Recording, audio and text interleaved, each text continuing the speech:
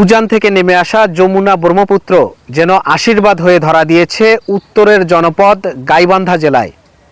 আমাদের এখানে বলে বালুর নিচে খুব একটা দামি জিনিস পাওয়া গেছে, বিদেশিরা এবং উৎপাদন করতেছে।